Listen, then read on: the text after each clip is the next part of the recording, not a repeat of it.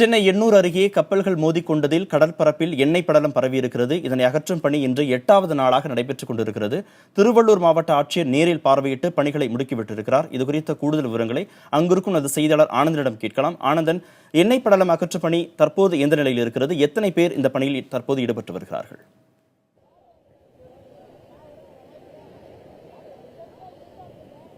எண்ணெய் படலத்தை அகற்றுவதற்கான தொடர்ந்து தீயணைப்புத்துறை வீரர்களும் சென்னை மாநகராட்சி ஊழியர்கள் கடலோர காவல் படையினர் என தொடர்ந்து 709 பேர் இன்று இந்த பணியில ஈடுபட்டு கொண்டிருக்கிறார்கள். கொஞ்சம் கடினமான பணியாக இருக்கிறது. பார்க்கும் பொழுது கையாலே அப்புறப்படுத்தும் பணி நடைபெற்றுக் கொண்டிருக்கிறது. ஏனென்று கேட்டால் கடந்த பாறைகள் சார்ந்து இருக்கிறது. பாறைகள் சார்ந்து இருப்பதனால் அதை அப்புறப்படுத்துவதற்கான சற்று சிரமங்கள் இருக்கிறது.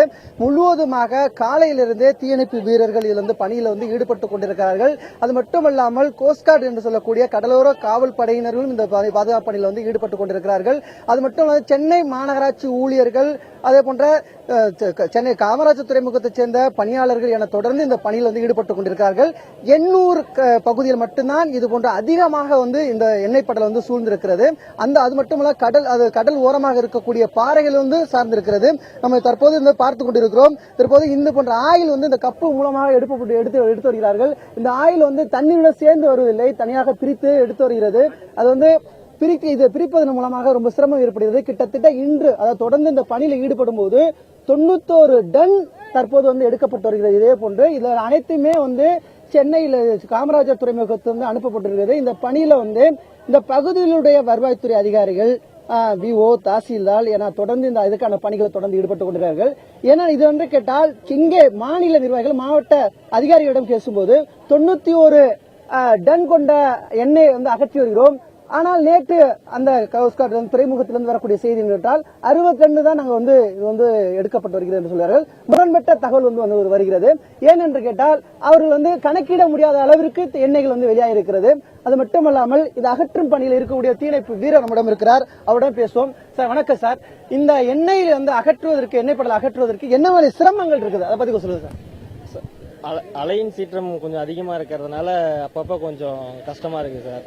மற்றபடி எல்லாம் வேலை துரிதமா நடந்துட்டு இருக்குங்க சார். இந்த அகற்றும் பணியில ஈடுபடும் பொழுது இந்த ஆயில் உங்க உடம்புல படுது அப்படிங்கும் போது உடல் ரீதியா எது பாதிப்புகள் வராதா? அது சிரமங்கள் சுவாசிக்கும் போது எது சிரமங்கள் ஏற்படுகிறதா? இல்ல சார், அதுக்கெல்லாம் தகுந்த பாதுகாப்போட ஹேண்ட் கிளவுஸ் கொடுத்துருக்காங்க, மாஸ்க் கொடுத்துருக்காங்க, காலில் போடுறதுக்கு கம்பௌண்ட் கொடுத்துருக்காங்க, டெய்லி ஒன்று இஷ்யூ பண்றாங்க. அதனால அதுல எந்த பிரச்சனையும் இல்லை சார். ரொட்டேட்டா 2 மணி நேரத்துக்கு ஒரு ஆள் மாத்தி தான் வேலை செஞ்சுட்டு இருக்கோம். ஒரே ஆள் ஒர்க் பண்றது இல்ல. உள்ள இருக்கவங்க லைன் பை லைனா மாத்தி ஒர்க் பண்ணிட்டு இருக்கோம் சார். இந்த பணி இன்னைக்குள்ள முடிஞ்சிருமா இல்ல நாளைக்கு தொடர வாய்ப்பு இருக்கிறதா? இல்ல சார், இன்னைக்கு முடியறதுக்கு வாய்ப்பு இல்லை சார். ஒர்க் சீக்கிரமா பண்ணிக்கிட்டு இருக்கோம். எவ்வளவு சீக்கிரம் முடியுதோ முடிஞ்சிடும் சார். நீங்க உங்களுக்கு எது பிரச்சனை இல்லை சார், அகற்றுவதற்கு இல்லை. இப்போ தீயணைப்பு துறையிலேருந்து நிறைய வீரர்கள் வந்திருக்கோம். அதனால ஷிஃப்ட் படி 2 மணி நேரம் டர்ன் பண்ணி மாற்றி பண்ணுறோம். அதனால எங்களுக்கு சிரமம் இல்லை. வேலையும் மிக வேகமாக நடந்துகிட்டு இருக்கு. இதை அப்புறப்படுத்த உங்க உடம்பு முழுவதும் இந்த எண்ணெய் ஆயிலாக படிந்து இருக்கிறது. இதை அப்புறப்படுத்தும் போது எதுவும் சிரமங்கள் இருக்கிறதா? உங்கள் உடல் ரீதியாக உடல் குறைவு எதுவும் ஏற்படுகிறதா? அதை பத்தி அந்த மாதிரி ஒன்றும் தென்படலை. இப்போ ஒவ்வொரு டைமும் எங்களுக்கு ரீயூஸ் பண்ண மறுபடியும் ரிசீவ் பண்றாங்க. இப்போ கிளவுஸ் 1 டைம் தான் யூஸ் பண்றோம். மறுபடியும் டர்ன் முடிஞ்சு ரெஸ்ட்ல இருக்கும்போது மறுபடியும் இன்னொன்று கொடுக்குறாங்க. மறுபடியும் கிளீன் பண்ணி ஒர்க் பண்ணிட்டே இருக்கும்.